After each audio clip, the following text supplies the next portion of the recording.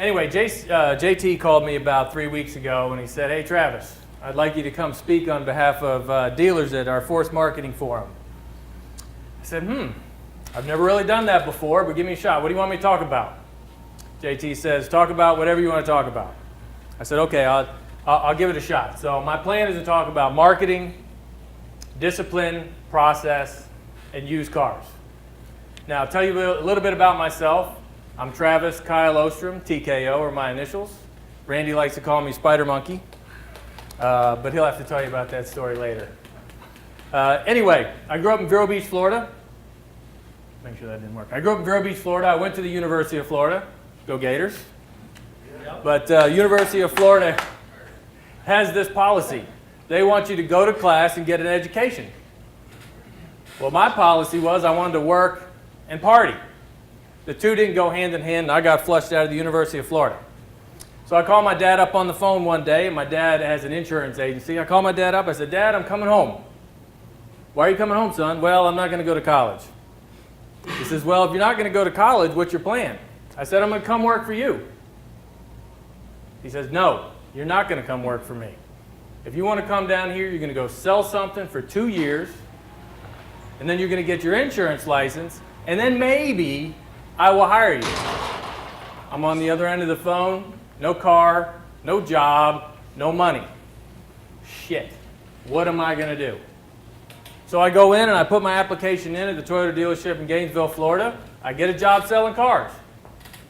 It just so happens that I was good at selling cars. First month I was salesperson of the month. 6th month I sold 26 and a half cars. Made the most money I'd ever made in my life. At that point, I called my dad on the phone. Hey, Dad. Hey, son. My dad's my best friend, by the way. He says, what's up? I said, I just want you to know, I'm not coming back. So if you're saving me a desk, you can give it away. This is what I'm going to do for the rest of my life. The date was September 5th, 1994. At that moment, everything became clear to me. So, that's a little bit about myself. Let's see if I can get this thing to work. All right, technology has promised for 10 years this. Okay, who's ever heard this old adage, this advertising adage? Half of my advertising works, half of it doesn't work. I just don't know which half. Now, most recently, not only 10 minutes ago, Jason promised us that that was going to change, right? You were going to be able to know exactly where your walk-in traffic came from. Did they come from TV, radio, internet? But we're still wasting half of our dollars. How are we going to eliminate it? They tell us Helix, right? The fact is, right now, and thank you JT for this, cost of advertising per unit continues to go up. How is that possible? Is this not the dream that they sold us a long time ago? That this was going to go down? How do we fix it? Whose fault is it that the advertising costs continue to go up? Guess what? It's actually two people. It's the dealer's fault and it's the advertiser's fault. Why is it the dealer's fault? The dealer's fault because we are a very, very undisciplined group. We don't plan worth of shit. And guess what? When someone comes in with that new shiny technology and they say, guess what? I can sell you 20 more cars a month. We entertain what they have to say. Advertising agencies, why are you guys at fault? Hate to tell you, sometimes you're cowards. You don't tell the dealers what we need to hear when we need to hear it. You're afraid that we're going to go for the shiny new object and that we're going to take our marketing dollars elsewhere. And you don't give us information in a valuable way that we can interpret it. We want to know how many cars you sold us, how many people came into service, how did you get them to me, and how much revenue I generated. That's how we want to get the information. We, as a dealer agency group, right now, in the majority, view it as a vendor-client relationship. We need to start to look at it as a partnership. This thing's buzzing. You texting me over there? Sorry. Now, let's talk about Google. He's in the room right now. Do you guys know exactly where every single dollar you spent on marketing and how it came into you? Of course you do. That's what dealers want for our advertising agency. Why do they know? Why does Facebook know? Because they have a very disciplined process, they have a very disciplined strategy, and they follow it with fanaticism. Go to my next page here. Oh, wrong page. All right, this is actually one of my dealerships. So I didn't tell you a little bit what happened after I told my dad this is what I was going to do for the rest of my life. So after that, I was able to be a sales manager, then a general sales manager, then I got a small opportunity to buy into a little store. And then December 30th, 2003, I got my dream. I bought my first Toyota dealership. And then in 2007, we built this. This is I-95 Toyota in Brunswick, Georgia. Anybody who's driven down I-95, it's very recognizable by Tundra Mountain. Anybody seen Tundra Mountain? Tundra Mountain, okay. So, we opened this at the beginning of the recession, very tough times. So we took advantage of the recession. We bought a Nissan dealership in Tifton, Georgia. Then we bought a Hyundai dealership in Milledgeville, Georgia. Then we bought a Nissan dealership in Lumberton, North Carolina. Then we bought a Chevy store outside of Macon, and most recently a Nissan store outside of Charlotte. And we're in the process of acquiring 2 more stores right now. We created a finance company, a warranty company, and most importantly, and the one thing I want to talk about is TradeBuddy, software program. But the reason I bring this up here is I believe the first part of marketing is going to be your virtual dealership. This is the physical dealership. The first part of marketing is the virtual dealership. Jason, you're going to be sending people where? To the website. That's right. In fact, 90% of the people that you're going to see on your showroom floor went where first? And how many of them went there on mobile? 80%. 70. 70 is the data, that's right. I did a little bit of research. In any case, we as dealers, when I was in the process of working on the construction of this was a 25-month process building this dealership. 25 months is how much time I spent working on getting this dealership up in the air. The first 14 months were what? What were they, JT? My first 14 months. Planning. That's right. Planning. Now what do I do when I plan? What's step 1? Outline the process. Did you read my thing? No. Anyway, the first thing I did was I visited 15 different dealerships. I interviewed the owners, the general managers, the employees. What'd you do right? What'd you do wrong? I went and visited contractors, landscapers, the guy who does the lights, the people who do the interior tile. And then after that, 11 months building it. And during those 11 months, there was not one day that I didn't go and visit the construction of the dealership. I would go there on Sunday, and if I didn't at least see somebody out there at least picking up trash, I called the contractor. But how often, as general managers or owners, do we spend that much time on our virtual store? When I'm at work during the day, you know what I do? I walk around, I pick up cigarette butts, Coke cans, empty the trash, make sure everything's painted, desks are clean, desks are orderly. Do we do that to our virtual site? When's the last time a general manager went and looked at your mobile site? Do you do it daily? Were you that involved in the construction of it? Or do we just leave it in the hands of the internet department? We wouldn't let the internet department build the building, would we? Why are we letting them build our other building, which is our virtual showroom? And when they go there, the first objective is to give them the best view of your dealership. The products you offer, the company you are, the services you offer, the people you have, and your values. So, I think this is where you were, Jason, right? When we plan our marketing strategy, and this is where the dealer marketing agency become a partner, when do you start to plan your marketing? When do they plan it, Randy? You should plan it. When do they plan it? right when something goes wrong. The 28th, right? Yeah. The third All right, for one. September, we wait till the 28th and we plan our marketing for next month. Why do we do that? Who in the room knows of one Fortune 500 company that goes from month to month to month and decides their marketing strategy? I would venture to say there's not any. Now, just imagine you're at your marketing meeting, your annual marketing meeting for Chevrolet. And the Chevrolet marketing rep comes in. And he says, you know, I normally give you a handout to show you what our marketing is going to be for 2018. But this year, we've decided that we're just going to wait and do it on a month-to-month basis based on how well we're selling. What would you do? I know what I'd do. I'd call my broker. Chevy store is available for sale. These guys are crazy. But we do the same thing, don't we? So when I talk about us having a partnership with our marketing agency, it really needs to start in October. It needs to start in October for 2018. We need to plan every dollar we're going to spend for the whole year and where we're going to spend it.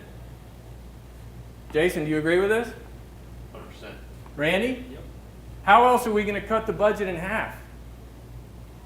The reason we don't cut it in half is because we don't plan to cut it in half. Oh shit, I didn't sell enough cars last month. I need to go ahead and try this out. Fire the advertising agency. The truth, Randy, tell me, how much influence can you have on how much revenue I put on my books? A lot. This is where I'm going to disagree with you. Okay. I believe that a marketing agency can only give you 25% of your revenue. That's all they got. Now, don't get me wrong. That's the black, right? That's the black. You know, if I didn't get it, I'd be in the red. But most of the time, the production that happens at the dealership level is based on the processes and the people inside the store. When you get fired, is it because you did a bad job? Did you do a bad job marketing? No. Who do you complain about? The dealer's processes, right? I served you up all these people and you didn't close anybody. So we don't do enough sales, we fire the advertising agency, and really the problem's happening inside the dealership. So we need to plan, we need to implement, and we need to execute. So, we go here. Who's the #1 search engine in the world? I'm going to ask this guy Kirk back here, he may know. Google. All right. So, anybody else besides Mr. Google know who the #2 search engine in the world is? You marketers, you know the answer already. The dealers don't know. It's YouTube. Now, who owns YouTube? Google. Google, that's right. Now, 92% of all the content on the internet can be found where? Right here. These 4 places. Facebook, Google, Instagram. Who owns Instagram? Facebook. That's right, Facebook. Okay, so why don't I just go ahead and put my marketing dollars where everybody is? Now, not going to talk about Google because there's a guy here who's going to talk about Google, but I do want to talk about Facebook. And it's very similar to what Jason was talking about, and I'm assuming you're taking this customer database and you're plugging it into Facebook's Match program. But Facebook has a program that they call Match. And what you do, which is what Jason's requested, is you have to turn over all of your customer database. Kind of scary, right? They probably already know anyway, though. You put in your customer database, and they are going to be able to link your customers to approximately 90%. 90% of your customers, they can link to an actual Facebook user account. So, if you want to do the best database marketing out there possible, Facebook's the place to do it. And Instagram, they're both the same. And their back-end tool is so pure, and they make it better every single day, because every time somebody clicks something, what are they doing? I'm recording that data. I'm figuring out who you are. You don't have to go into your profile and tell it. No, every time you push a button, they say, okay, I know how much money this guy makes. I know where he goes on vacation. You know, every time you mark where you're at, you don't think they know that shit? That's how they figure out what you're going to buy. 2/3 of the customers that go on your website, they can match that up to a Facebook account. So, you want to have direct targeting? Their targeting is so perfect that I could advertise to one person, one Facebook user, every day for the rest of his life if I wanted to. You want to market to people because you have an awesome secondary department? Who am I going to market to, Jason? You have an awesome secondary department. I'm going to go into the back-end tool of Facebook, and what am I going to pick? You're gonna look at everyone with a 600 or lower score, and you know. Do they have a prepaid cell phone or a prepaid credit card? That's who I'm going to hit. Perfect secondary customer. I want to advertise to someone who wants to buy a Rolls Royce. I want to sell a Rolls Royce. Just say I want to hit everybody who makes over $500,000 a year. They didn't put it in their back end, but I can assure you they know. If you went to Dubai, they know you make a ton of money, right? They're not dumb. Then they have a program that's called Ideal Match, which is where you are going down your Conquest program, Jason. The Ideal Match is you, after you've served up all of your customer database, they're going to say, okay, these are the people that buy from you. And these are the people in your PMA that look like the same person. It's more expensive to find that person, but that's how you go ahead and get Conquest. So, what I believe in here, and this is my personal feeling on Facebook, and I like direct paid advertising, is to use their last click attribution model, which is basically directly advertising the person who wants to buy. And I believe in marketing only used cars, period. And I'll go over the data on that later. But the first thing I want to talk about is my idol, Steve Jobs. Anybody else have Steve Jobs as their idol? One person? Two? Okay, good. So, we all know that Steve Jobs went ahead and reinvented 4 different industries, right? I'm going to pick on you. What did he reinvent? Computer. You're not helping. Okay, number 1.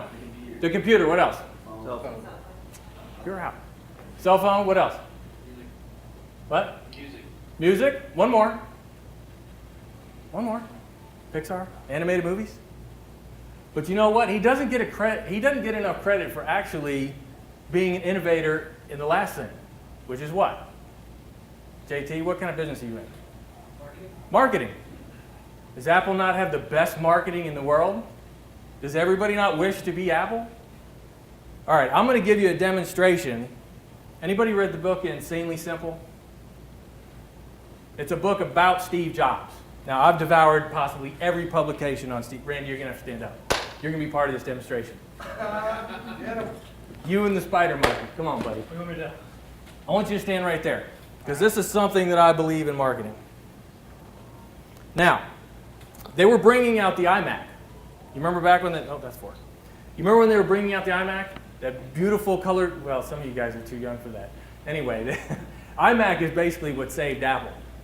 And the advertisers are like, hey, look, it has all these features and all these cool little things, and we need to make sure that we go ahead and we show everything in the commercial. And Steve said, okay, let me show you something. Come on over here, Randy. Now, this is a no, you're too close now. Stand in All right, here. we're done. Okay. So, imagine this is a commercial. That's not fair. That's what we do to our customers. We serve up a commercial that has 5 or 6 different offers in one tiny little window. They can't understand that. They can't. Oh, shit. Let's try that again. One message. There we go. One message. That is how marketing is supposed to be. You serve up one idea so that everybody understands it. One idea. And you know what else you're able to do when you serve up one idea? You can teach it to your staff. His one idea was think different, right? They still use it sometimes, don't they? They built an entire culture around it. And it basically fit the leader. So, I want to talk about used cars. Now, imagine for a second you have a 100 car market. Sells 100 cars in a month. Now, I know I already stuck this up here. I probably should have asked this question before I did it. But you have a market that sells 100 cars in a month. How many are going to be new and how many are going to be used? Austin, you were supposed to hand those out, by the way. Come on, it's up here. There's a cheat sheet. 75 25. That's right. Most people don't realize this, but you have 75 used cars that are going to be sold in the market, or 75%, 25% are going to be new. Now you're at a Toyota store. What's your market share in your market? We're higher new car than used car. That's not good. You may be. We're selling about 115 new and 70 used.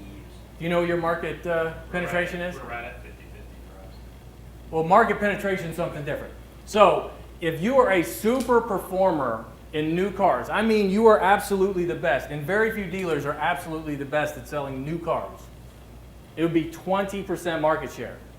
So if a market is going to sell 75-25, and some markets are 80-20, some are 70-30, but this is about what it is.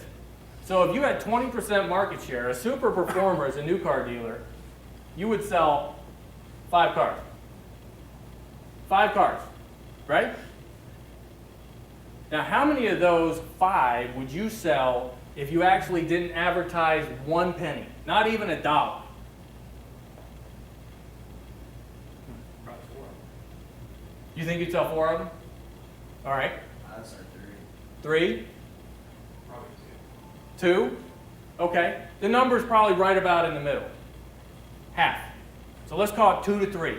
So you're going to sell 2 to 3 cars of the 5, of the 25, without spending $1 in marketing. Not $1. So basically, you have the opportunity to only influence 2 to 3 customers by your marketing on new cars. Now, I'm a new car dealer. I get it. You get co-op. I know you got to hit your number, your retro. You get all the back-end money. But the question is okay, how many actual car guys do we have in the room? You're a car guy. You're about to raise your hand. Are you afraid to? No, I'm good. You're not a car guy? Oh, man. All right. So, how many times you had a customer come in on a used car and you flipped them to a new car? Happens every day, doesn't it? Happens every single day.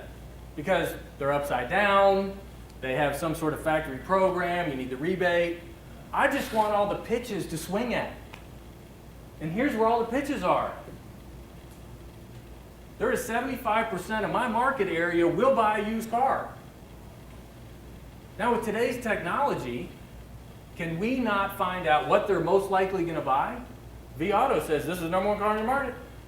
Stock this car, you'll sell it. And then they also tell you what else to do. What to market it for, right? How am I going to get up on my vAuto rate? So I can easily hit this customer. All right, so I told you I was going to talk about discipline. I was going to talk about process. And I got some handouts for you. But my personal belief about running a dealership is just like running a football team.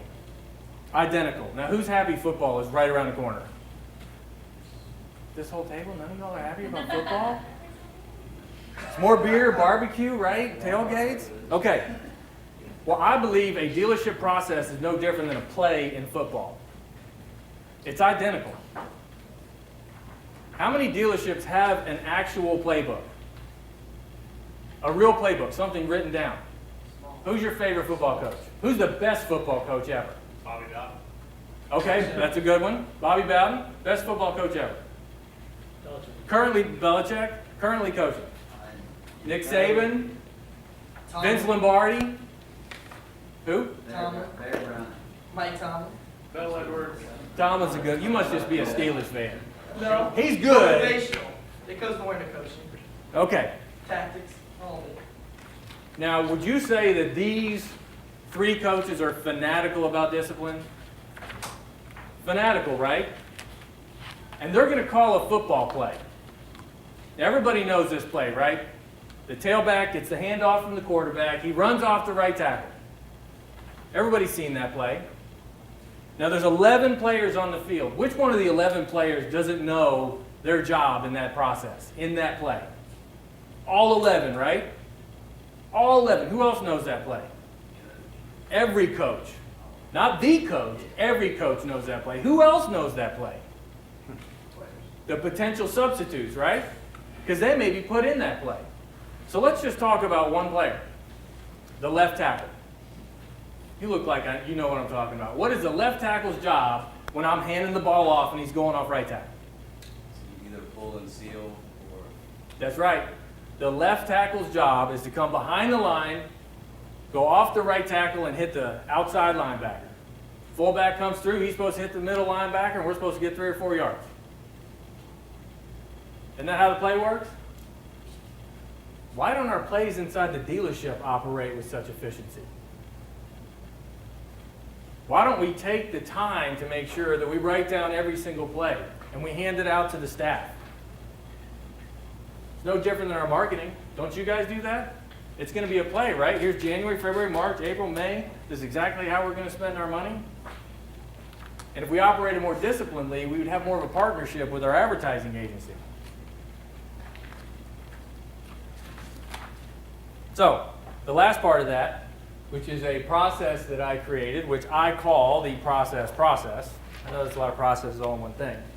But this is how I believe a play gets written every single time. You're going to start with number one, which is who is this process going to benefit? If it's not going to benefit an employee or a customer, what do? We throw it out. That's right. Because discipline is not about saying yes, it's about saying what? No. That's what discipline's about, saying is no. We have enough to-do list. We need a not-to-do list. Number two, why are we implementing it? You don't have a purpose for implementing it? Another reason to throw it out. Who are we going to include in creating it? And what departments are going to be affected? They need to be part of building the process. How am I going to present it to the staff? Who am I going to present it to? And when are we going to roll it out? How do we plan on measuring it? And what are the benchmarks we're going to use and expect to achieve? And then what single person is going to be held accountable for the success of the process? Randy, do you guys have 2 people over any one account? Just one, right? Because if the account fails, where are you going? That's right. If there's 2, what's going to happen? They're going to point a finger at each other. Every process needs to be the same way. Second part, process implementation. You need to make sure that all necessary staff is present when you implement this process. Make sure they know exactly how to do it, why they need to do it. And you need to hand out materials to ensure, materials being the handwritten play, to ensure that there's no confusion about how it works and what your expectations are going to be. Make sure everyone knows why you created it, and you need to make sure they know why you created it. Even if they're not going to disagree with it.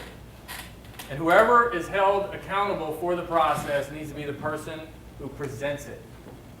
They have to own it. And sometimes you have to offer an incentive to kick it off. Number 3 is execution. A process takes a while to install. Normally it takes 90 days to take root. And if you have more than one department or multiple job description, it may even take longer than that. And the one person who's held accountable needs to ensure that they're overseeing every step of the process. And they need to follow with fanatical discipline.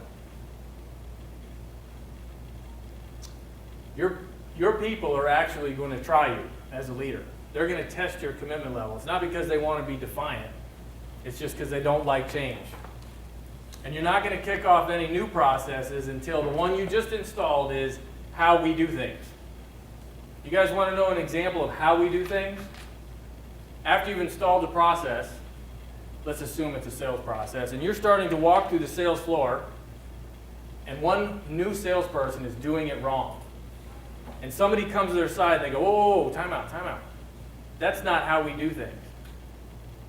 When you hear your own people holding each other accountable, no different than the right tackle would be holding that left tackle accountable, that's when you know the process sticks. It has now become part of your culture. And number 4 is accountability. I've probably terminated over 20 general managers in my career. It's one of my least favorite things to do, if not the worst thing to do. But I can tell you that every one of them got terminated because, oh, I didn't even get to the next thing. I'm sorry, guys. Accountability. We talk about Nick Saban, we talk about Bill Belichick, we talk about Vince Lombardi. Do you think there is extreme accountability on those teams? There is a reason they're in the championship game every year. It is because of number 4, accountability. The leader who is accountable must take full responsibility for the success and failure of that process. They need to hold their people accountable for the specific steps and the responsibilities. And they don't let the staff deviate. There is some sort of penalty for deviating, correct? The left tackle, if he doesn't come over and kick out and hit the outside linebacker, what's going to happen? Well, he gets busted up. Well, we know we're getting tackled in the backfield. If not one player does their job, one player misses their assignment, we're going to lose yards. And we do that enough, we're going to lose the game. But that left tackle is either going to have to run laps, pay a fine, or get benched. That's what accountability looks like. All right, and then the last thing, which is my favorite subject, is trade buddy. I think that this picture right here kind of shows you our mission statement. So, it is our solution for dealer-to-dealer wholesale. Now, the reason I created it was because I just believed that there was way too much slack in the rope when it came to dealer-to-dealer wholesale, and the auction specifically. The fees were too high. It took too long between when I traded for a vehicle and I wanted to sell it. Of course, truckers, transportation. Does anybody have a problem with truckers? Everyone, right? Got one inbounded last week. Got one what? He got inbounded last week, The whole truck? the whole trip. What else was in your cars? No, it was just him, his license was expired. Oh, okay. Arbitration problems, getting my money on time, the cost of the truckers. So, in any case, we created Trade Buddy to be a simple dealer-to-dealer solution for wholesale. And it is a desktop and it's an app version. And like Facebook or Instagram, you just load it, you post it, and you sell it. So I included in your booklet, there's some screenshots, and I have Austin over here, who's one of my guys for Trade Buddy. But this is something that we've been working on. So, in conclusion, number one, I believe the dealer agency should be a partnership with a disciplined annual plan, market one message to a consumer over and over and over again, only market used cars, follow the process, and use Trade Buddy. So, thank you.